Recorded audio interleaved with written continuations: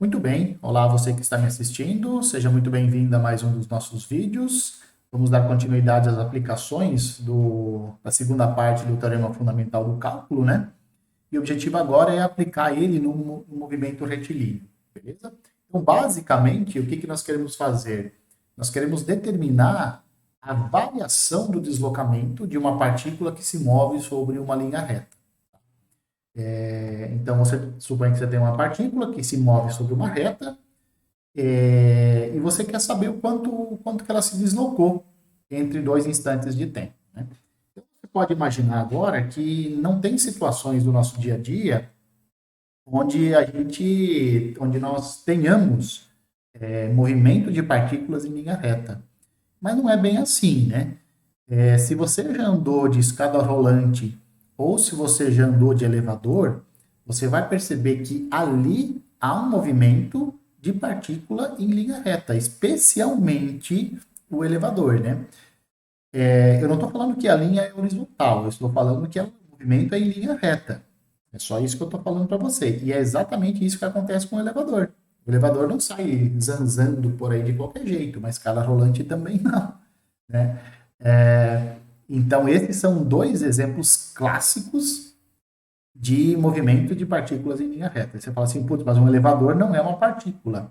Não é, mas a física considera como se fosse uma partícula, porque não importa qual é o ponto do elevador que você está utilizando para fazer o estudo. Você pode pegar um ponto qualquer, as contas elas vão ser todas as mesmas, né? Então, esse é o lance de você considerar partícula, mesmo que o objeto seja uma coisa muito grande, beleza?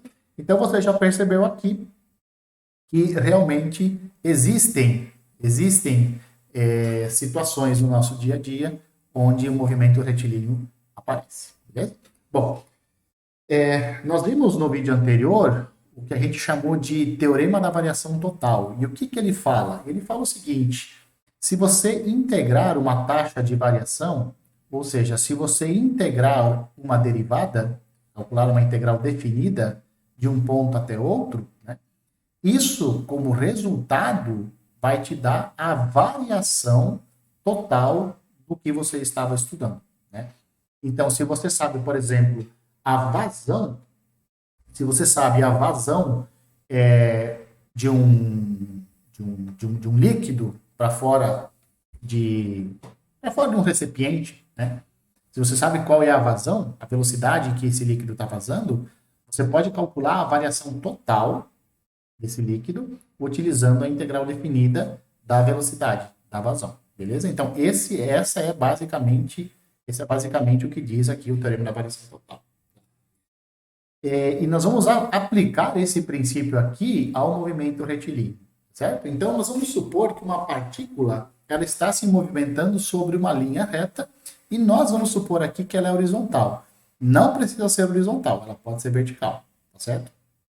Aliás, o exemplo do elevador que eu te dei, ele é um exemplo de movimento vertical e não é horizontal. Também depende do ponto de vista, né? Então, vamos lá. Vamos tomar o ponto de partida, ou seja, é o referencial do nosso movimento, e nós vamos supor que esse ponto ele coincide com o zero da reta real. Tá? Então, esse vai ser a nossa suposição aqui. Nós também vamos considerar que o movimento ele é positivo quando a partícula se move para a direita. E o movimento vai ser negativo quando ela se move para a esquerda. Uma outra situação que você também pode perceber que há movimento retilíneo, ou seja, de uma partícula se movendo sobre uma reta, é quando atletas, sei lá, de futebol, por exemplo, quando eles estão aquecendo. Quando o atleta faz o aquecimento, ele fica indo para frente e para frente e para trás, né? Ele dá uma arrancada, ele volta para trás, ele dá uma arrancada de novo para frente, volta para trás, né? Isso é muito comum no esporte. Então, nós adotamos simplesmente um referencial aqui, adotamos uma referência, e nós dissemos o seguinte: como o movimento é horizontal, se a partícula vai para a direita, você fala que o movimento é positivo. Se ele está indo para a esquerda, significa que o movimento é negativo.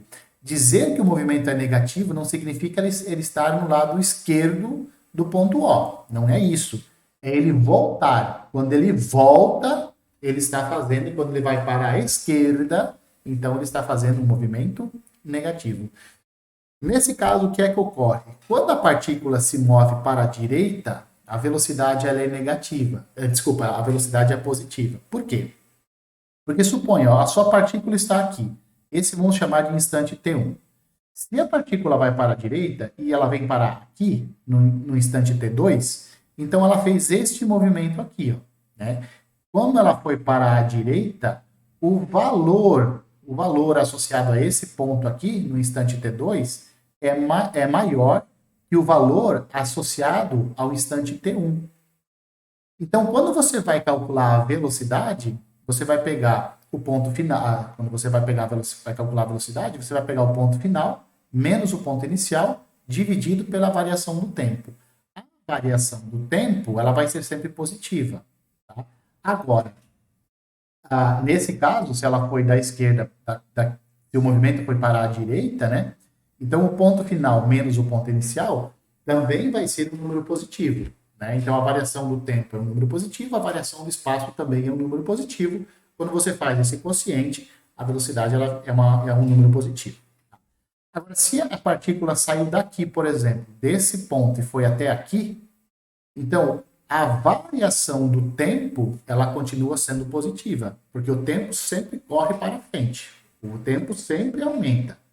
Agora, a posição, ó, aqui é um número, aqui é outro número menor do que aquele lá.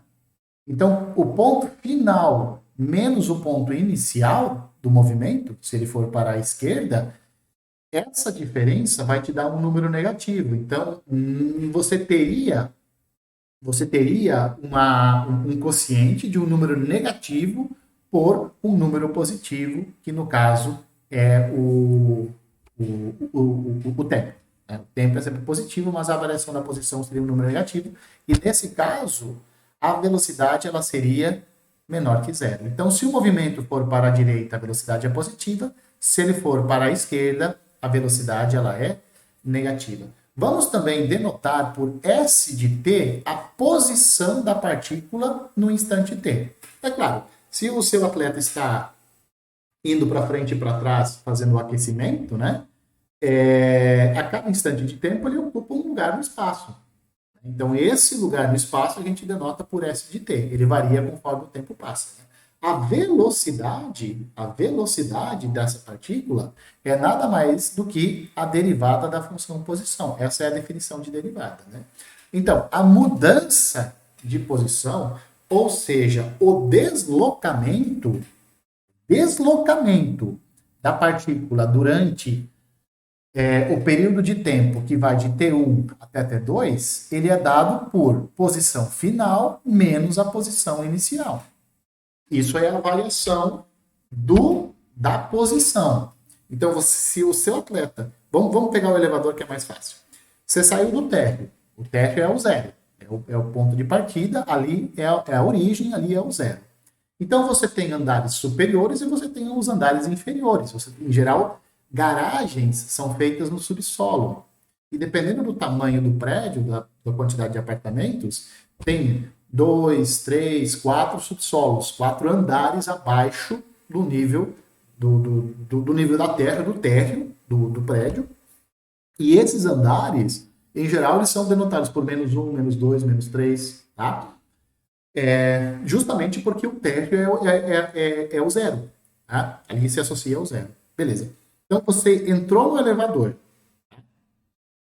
ou não precisa nem entrar. Se o elevador sai daqui e vai para o 12º andar e, na sequência, ele volta para o 8º, nesse intervalo de tempo de subir até o 18º, até o 12º e voltar para o 8º, se você for perceber, a variação de posição foi 8, que é a posição final, menos a posição inicial, que era 0. Então, a variação de posição foi de 8 unidades. Tá certo?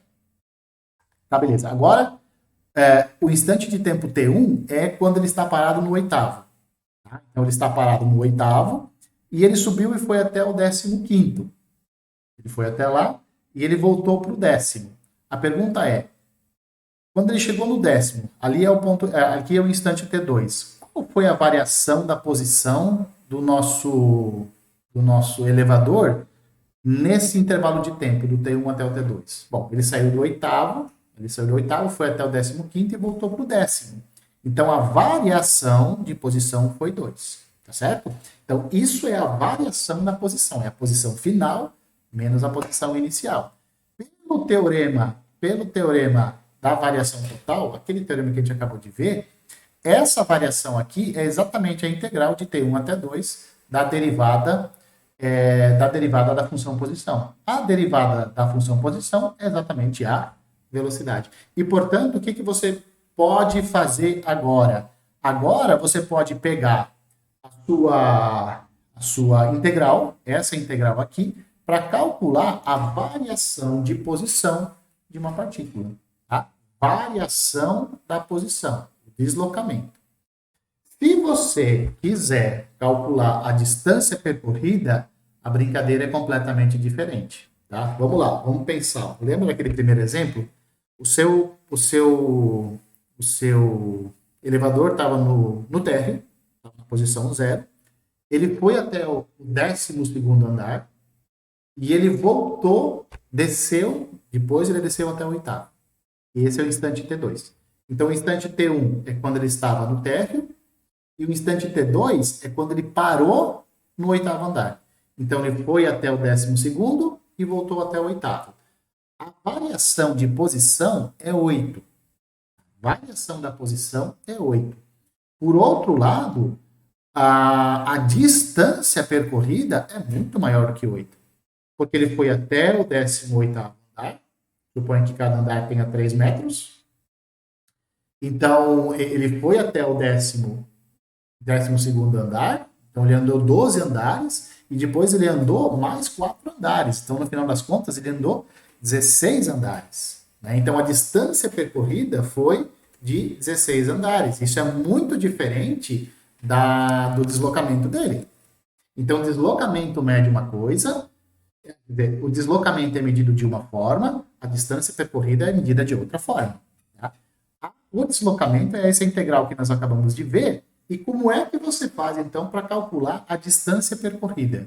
Bom, aí você vai ter que fazer a análise dos intervalos ou dos subintervalos de T1 até T2, onde a velocidade é negativa e aonde a velocidade é negativa. Ou seja, quando ele vai para a direita ou quando ele vai para a esquerda do seu ponto, da sua posição original, da sua posição de partida. Tudo bem? Então vamos lá. Então nós queremos calcular a distância percorrida entre os instantes T1 e T2. O que nós vamos fazer? Nós vamos analisar os intervalos onde a velocidade é positiva e nós vamos fazer a análise nos intervalos ou nos subintervalos em que a velocidade é negativa. Tá? Se num certo subintervalo, T3, T4, desse intervalo grandão aqui, de T1 até T2, se a velocidade aqui, nesse subintervalo, for positiva, a distância percorrida é dada por essa integral aqui. A integral de T2 até T4 da própria velocidade. A velocidade é positiva, né? Velocidade vezes variação de tempo é a distância. Tá? Isso me dá a distância. Os dois são números positivos. Quando eu faço o produto, dá um número positivo. Quando eu somo coisas positivas, eu tenho coisas positivas. Por outro lado, se no subintervalo de T3 até T4, nesse subintervalo aqui, a velocidade for negativa, então, menos a velocidade vai ser um número positivo. Por exemplo, se a velocidade for menos 5 metros por segundo, se essa for a velocidade, se V de t for menos 5, então, menos V de t vai ser menos 5, que vai dar 5. Isso vai virar um número positivo. Neste caso, a distância percorrida nesse subintervalo aqui, de T3 até T4, é dado por essa integral aqui. Integral de T3 até T4, de menos a velocidade, porque a velocidade é negativa, então menos a velocidade vira positivo. Se eu multiplicar esse número positivo pela variação do tempo, eu tenho o espaço percorrido, né? Tenho a distância percorrida, somo todas as essa integral significa soma, né? Eu estaria somando coisas positivas, eu teria uma coisa positiva. Tá? Então, essa integral aqui, que é menos a integral da velocidade, isso vai me dar a distância percorrida quando a velocidade for um número negativo. Em ambos os casos, tanto nesse caso aqui quanto nesse caso aqui, o que você está fazendo, na verdade, é integrando o módulo da velocidade. O que é módulo da velocidade? É a própria velocidade se ela for positiva e é menos a velocidade se a velocidade for negativa. Então, de fato, isso daqui, esse módulo, é a velocidade se a velocidade for positiva e é menos a velocidade se ela for negativa. Então, ambas as integrais aqui que nós fizemos, na verdade, você está integrando o módulo. Então, se você quer fazer de forma direta, se você não quer dividir em subintervalos, você faz assim, integral de T1 até T2 do módulo da velocidade, e isso vai te dar, então, a distância total percorrida, né? Esse desenho aqui, esse esboço, ele traz mais ou menos o que é que acontece, tá? Então, vamos lá. Observe aqui, suponha que essa daqui seja a curva da velocidade. Então, você observa, nesse intervalo de tempo aqui, ó, de T1 até esse pedacinho, até esse instante, desculpa, até esse instante aqui, ó, a velocidade ela é positiva, certo? Nesse intervalo de tempo de daqui até ali, a velocidade ela é negativa. E depois ela vira positiva de novo. Então, a sua partícula foi para a direita, ela voltou um tanto para a esquerda e depois ela foi para a direita novamente, tá? E aí, o deslocamento é calculado diferente da distância percorrida. O que é o deslocamento? O deslocamento é simplesmente a integral de T1 até T2 da velocidade. Isso vai te dar essa área A1 menos a área A2 mais a área A3. Isso é deslocamento. Se você quer a distância percorrida, então você vai integrar o módulo da velocidade. Isso vai te dar a área superior menos ou mais a área de baixo, que é menos uma integral. Essa área aqui de baixo é menos uma integral. E essa área superior aqui é, de novo, a área de uma função. Tá? É a integral de uma função. Então, você somando as três áreas, você tem a distância percorrida. Essa área menos essa de baixo, mais essa outra aqui de cima, isso vai te dar o deslocamento. Vamos dar um exemplo para ver se a coisa fica um pouquinho mais clara aqui para você. Em geral, quando você vê as coisas na prática, toda a teoria ela fica um pouquinho mais simples, tá? Então vamos lá. Vamos supor que uma partícula ela se move em linha reta de tal forma que a sua velocidade é dada por essa equação quadrática aqui, t quadrado menos 5t mais 6 metros por segundo. Tá? Encontre o deslocamento da partícula durante o período de tempo de 1 até 4 segundos. Tá? Nesse período de tempo, de 1 até 4 segundos, qual foi o deslocamento? E também o item 2, encontre a distância percorrida durante esse intervalo, durante esse período de tempo aqui, de 1 até 4 segundos. Bom, para o item 1, o que nós vamos fazer? O que é o deslocamento? É a posição final menos a posição inicial. Olha, posição final menos posição inicial é dado por essa integral aqui, de 1 até 4 da velocidade. Não é do módulo da velocidade, é só da velocidade. Tá? Isso aqui vai te dar a integral de 1 até 4 da nossa função velocidade, que é um polinômio de grau 2, t ao cubo sobre 3 menos 5t quadrado sobre 2 mais 6t. Essa aqui é a antiderivada, essa função aqui ó, é a antiderivada dessa daqui, e nós vamos calcular de 1 até 4. O que eu vou fazer? Eu vou substituir o t por 4, menos a substituição de t por 1. Quando eu fizer todas essas contas aqui, eu vou achar 3 meios. Portanto, o que isso significa? Que a partícula ela se moveu 1,5 metro para a direita do ponto de partida. Se isso aqui tivesse dado um número negativo, isso significaria que a partícula ela se moveu para a esquerda. Ela se moveu para a esquerda do ponto de partida. Ela parou no ponto.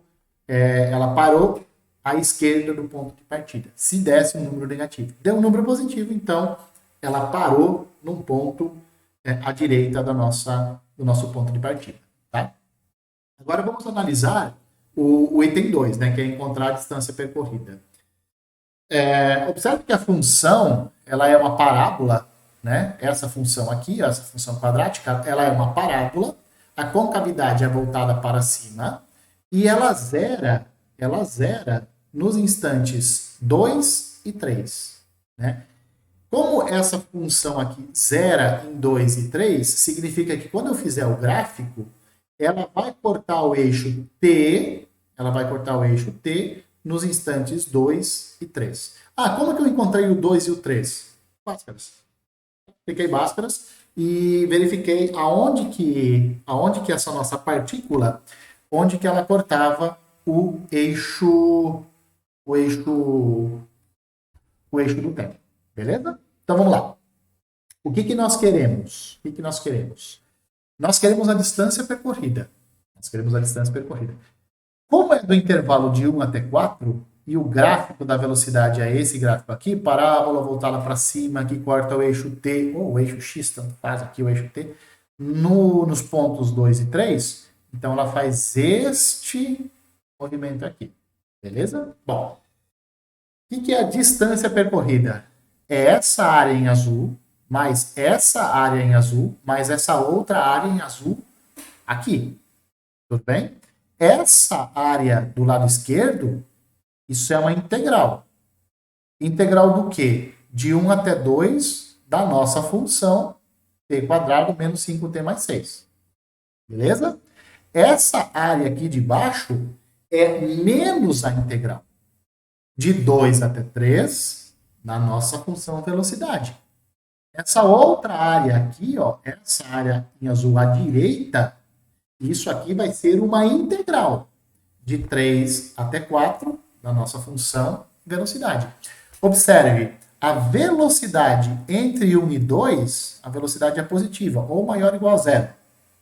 De 3 até 4, a velocidade também é maior ou igual a zero. Então, quando eu calcular as integrais, de 1 até 2 e de 3 até 4, isso vai me dar números positivos. Como o gráfico da nossa função entre 2 e 3 está abaixo do eixo t, então quando eu calcular só a integral, eu vou obter um número negativo. Por isso que eu tenho que pegar menos esse número negativo, que vai dar um número positivo, somar com essa área, somar com aquela, e eu vou ter então a distância percorrida. Tá? Então vamos lá. Vamos calcular a distância percorrida, ou seja, a área dessa primeira faixa em azul aqui, que é a integral de 1 até 2 da velocidade. Isso vai dar a integral de... Oxi, aqui é de 1 até 2, tá? Tá errado aqui. Não, tá errado. Não, aqui é de 1 a 2. Aqui é de 1 a 2. Então, no intervalo de 1 até 2 vai ser essa integral aqui de 1 a 2. E no intervalo de 3 a 4, a integral vai ser essa daqui, ó. Vai ser essa integral. Então, esta área em azul à esquerda, mais essa área em azul à direita, ela é dada por essas duas integrais aqui. Por essa integral e por essa outra integral aqui. Tá? A área que está abaixo, esse pedacinho aqui, ó, a distância percorrida, ela é menos a integral de 2 a 3 da velocidade, que é menos essa integral aqui. Tá? Eu copiei essa aqui de cima e colei eu copiei essa de baixo e colei lá em cima e esqueci de trocar os limites de integração. Tá? Então vamos lá, qual é a distância percorrida? Integral de 1 até 2 da nossa velocidade, é isso daqui, menos essa integral aqui, ó, menos essa integral de 2 a 3 da velocidade, mais a integral de 3 a 4 da nossa velocidade. Isso aqui vai te dar um número positivo, isso um número negativo, então menos um número negativo é positivo, isso aqui vai te dar um número positivo também. Quando você fizer essas contas, isso aqui vai te dar 11 sextos. Isso significa o quê? Que a distância percorrida foi um pouco menos de 2 metros. Lembra do deslocamento? O deslocamento deu 1,5 metro. Por que o deslocamento foi menor que a distância percorrida? Por causa dessa parte aqui de baixo. Ó. Nesse intervalo de tempo de 2 até 3, a sua partícula ela voltou para trás. De 1 até 2 segundos, a partícula ela andou para a direita. No intervalo de 2 a 3, a sua partícula andou para a esquerda. E do intervalo de 3 a 4, ela voltou a andar para a direita. Então, ela foi para a direita, veio para a esquerda e foi para a direita de novo. E parou. Esse ponto final aqui, esse ponto final, eu pego esse ponto final menos o ponto inicial e eu tenho, então, o deslocamento. Para a distância percorrida, não. A distância percorrida é essa área, mais essa daqui, mais a área de baixo. Essa área de baixo é menos a integral da velocidade. Então, é menos essa integral aqui. Beleza? Bom, com isso, nós vamos ficando por aqui. Espero que você tenha gostado. Aproveite e se inscreva no canal, compartilhe o vídeo com aquelas pessoas que eventualmente têm algum interesse em saber aplicações integrais. Quanto a isso, abraço a todos e eu espero que vocês me vejam nos próximos vídeos.